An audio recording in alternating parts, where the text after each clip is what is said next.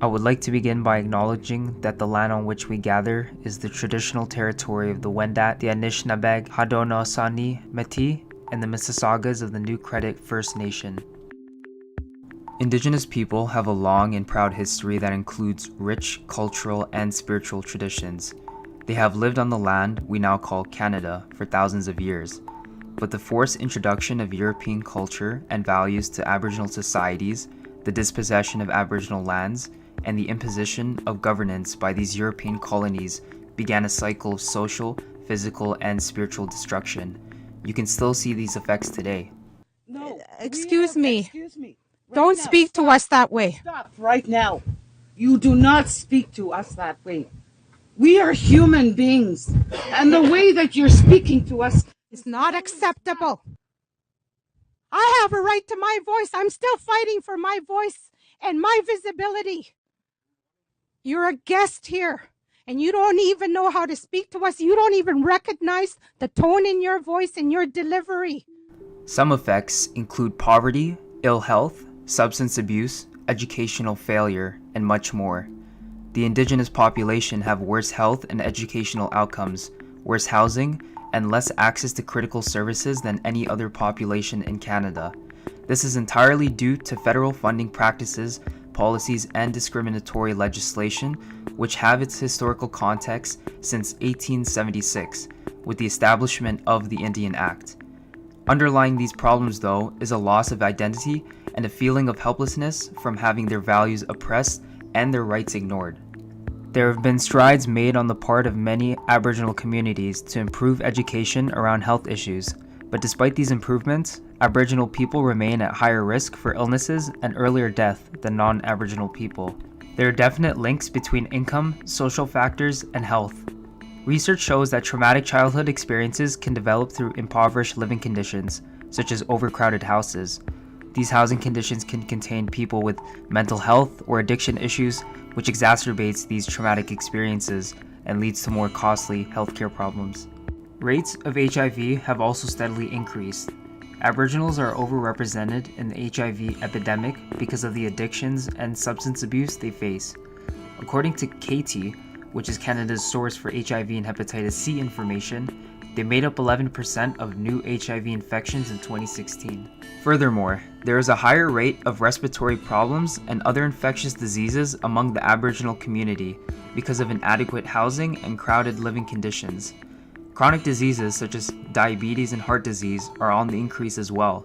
The people on reserves are 3 to 5 times more likely to develop these conditions than the general Canadian population. Federal, provincial, and jurisdictional disputes, cultural barriers, and geographic isolation have impeded Aboriginal people's access to the healthcare system. There are also issues such as lower levels of education. Colonialism accounts for many bitter, demoralizing legacies, the most pervasive of which is the assimilation of Indigenous peoples through the Indian residential school system. This has probably been the worst period for Indigenous people. It's this period of modernity, so it's been about erasure, it's been about colonization, it's been about institutionalizing Indigenous people, it's been about the forced signing of the treaties. As early as the late 1800s, Canadian government and church bodies began removing Aboriginal children from their homes and placing them in what were referred to as residential schools. Residential schools were the most effective tool for destroying Aboriginal culture and identity, and for promoting the assimilation of Aboriginal people into mainstream Canadian society. The widespread emotional, physical, and sexual abuse that Aboriginal children faced at residential schools spanned from the 1800s through to the 1990s, when this issue actually became apparent to the Canadian population. The legacy of Eurocentric paternalistic views of the residential school curriculum continues today. There is very little Aboriginal content in contemporary school curriculum. The way in which content is taught to these children are very much based upon European westernized thought and culture. There is a lack of cultural sensitivity and inclusion in our education system. Moreover, Indigenous people are overrepresented in the criminal justice system as offenders and inmates, and underrepresented as officials, officers, court workers, or lawyers. Rates of incarceration among the Indigenous population continue to increase. Research has shown that the high crime rate among the Indigenous population is a result of the effects of the residential school system, experiences in the child welfare system, effects of the dislocation and dispossession of Indigenous peoples, family or community, history of suicide, substance abuse, victimization, lower educational attainment, poverty, and much more. Two primary objectives of the residential school system were to remove and isolate children from the influence of their home, families, traditions, and cultures, and to assimilate them into the dominant culture. These objectives were based on the assumption that Aboriginal cultures and spiritual beliefs were inferior and unequal. Indeed, some sought, as was infamously said, to kill the Indian in the child. Today, we recognize that this policy of assimilation was wrong, has caused great harm, and has no place in our country. There are also higher rates of suicide for Aboriginal youths in comparison to non-Aboriginal youths. They are 5 to 7 times more likely to commit suicide because of issues such as depression due to social, cultural, or generation dislocation, drug and substance abuse, or lack of housing, food, and access to opportunity. Ultimately, the forced relocation of Aboriginal peoples onto plots of land that are called reserves had no planning, infrastructural, or economic setup. Aboriginal people were restricted to small tracts of land. The destruction of traditional ways of living combined with the poorly organized setup of reserves resulted in impoverishment for those on the reserves. To worsen the problem, the Canadian government put tight restrictions on relief efforts to reserves, resulting in an even higher level of poverty. The paternalistic views that many of the early European settlers in Canada held contributed to the foundation of misunderstanding, ignorance, and racism that early white Aboriginal relations were built upon.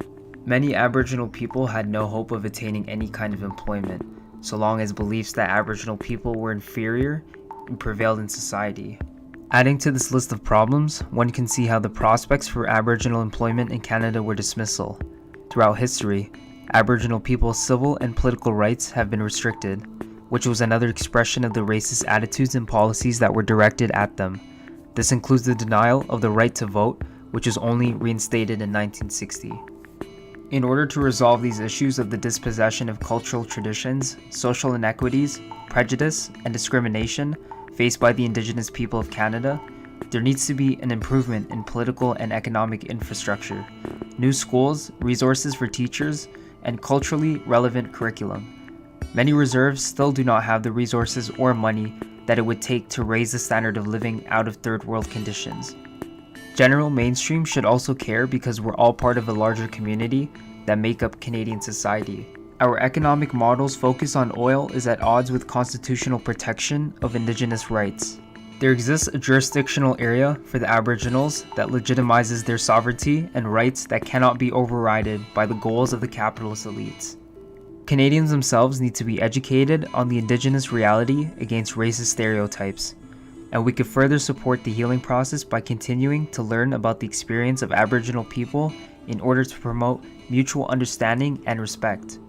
By tackling problems such as ill health, educational failure, family violence, as a piecemeal rather than as separate issues, we can break the circle of disadvantages, where family violence leads to educational failure, which leads to poverty, which leads to ill health and back to violence. And despite this bleak outlook for Indigenous people in Canada, efforts are being made to make healthcare accessible and relevant for them. Hope is something that these Aboriginals have in common. In all facets of life, Aboriginal people are struggling to improve their lives while rediscovering their traditional values after years of oppression. Despite the oppressive forces that Aboriginals have faced and continue to deal with, they have long expressed their determination of returning to self-governance in line with political traditions. The promotion and revival of such cultural values may in fact hold the key to the improvement of social conditions through Indigenous self-determination initiatives. The Royal Commission on Aboriginal Peoples identified the need to negotiate and reconcile Aboriginal governments within Canada as one key step towards resolving the concerns of Aboriginal peoples and building a new relationship between Aboriginal and non-Aboriginal peoples based on mutual respect, recognition, and sharing. Created in 2017, the Federal Department of Indigenous Services Canada, ISC, is responsible for improving access to high-quality services for First Nations, Inuit, and Métis people in Canada. and to support and empower Indigenous peoples to independently deliver services and address the socio-economic conditions in their communities.